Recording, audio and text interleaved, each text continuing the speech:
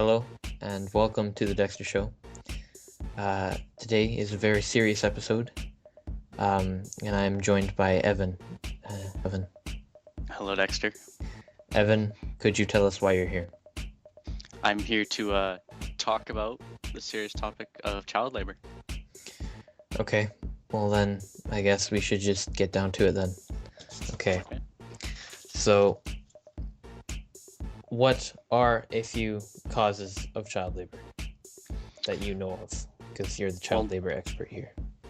Well, Dexter, the most common cause here that would cause child labor would be a state of poverty. Right. So lack of money, lack of housing. Of course. There got ill people in the family, and you're trying to work to kind of pay off for their medication. Right. And usually happens no education, and you just really need a job. Right, the poverty cycle. Yes. Okay, that's the main reason kids get drawn into child labor. Got it. Okay. Yes. Could you tell us child labor in possibly a specific country, company, or industry that you know of? We'll be Evan looking knows there's a lot. into Indonesia, Right. which is the fourth most populated country in the world, Mm-hmm. which consists of a population of approximately 220 million people. Oh my goodness. 30% of this population Mm-hmm. in Indonesia are under the age of 15. Whoa. But only 4 million children in Indonesia Yes. do not attend schooling. So these people Yes. are forced into child labor. Well. Yeah.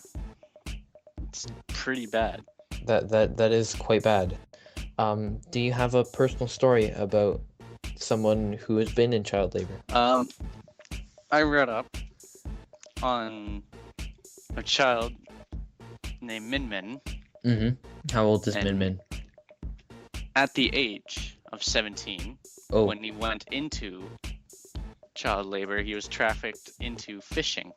17. Wow. So Min Min's quite main objective here was to board a boat from Myanmar to Thailand Mm-hmm. in hoping to find better work to provide for his family. So back to poverty, Mm-hmm. he was looking for money. Wow. So, sadly, this didn't really happen because one thing led to another, and he found out that he's been sold to an Indonesian fishing boat. That's horrible.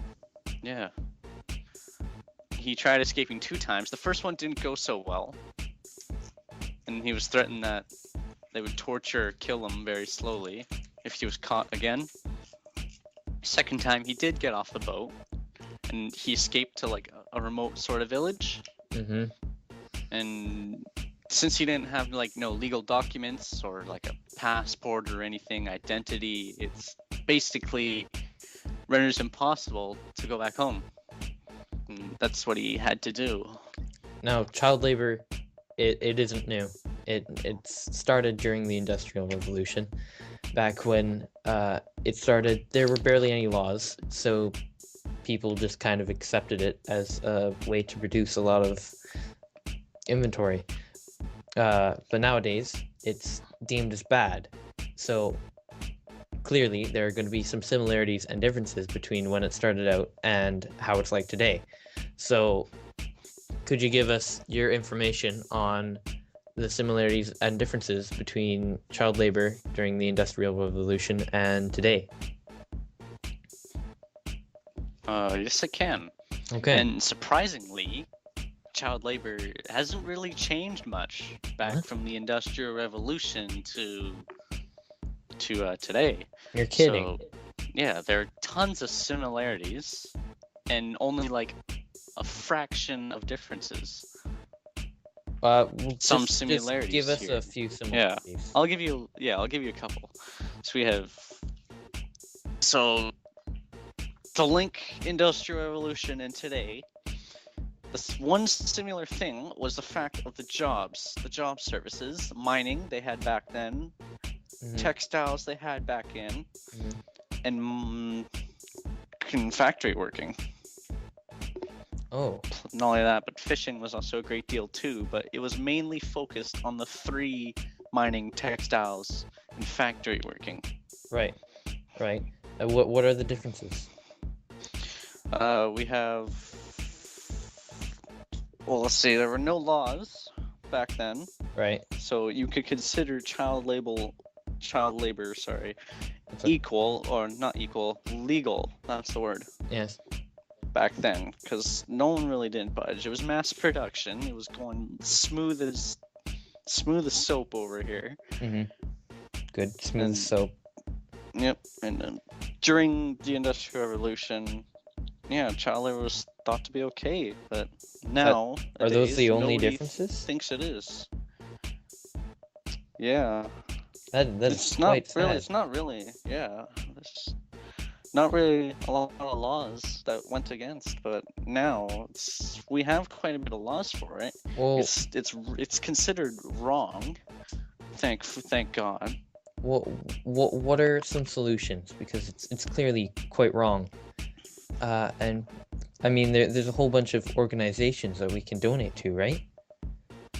Yeah. Well, the one thing I think, since we're so far away from the initial country I was talking about, yes, what we could do is at least help donate. Like, we could probably do like special movements. I mean, we already have Mita who's already helping out with all that. We got the ILO, which is also pitching in.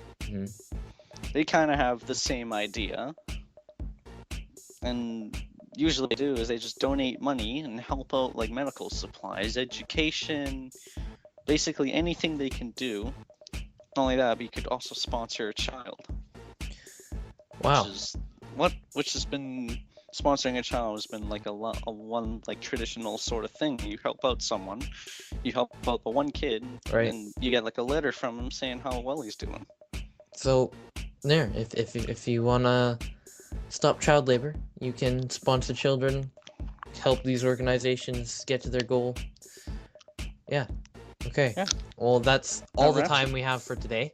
Thank you, Evan, for being on the show. No problem. Great to be here. And so long for now. Goodbye.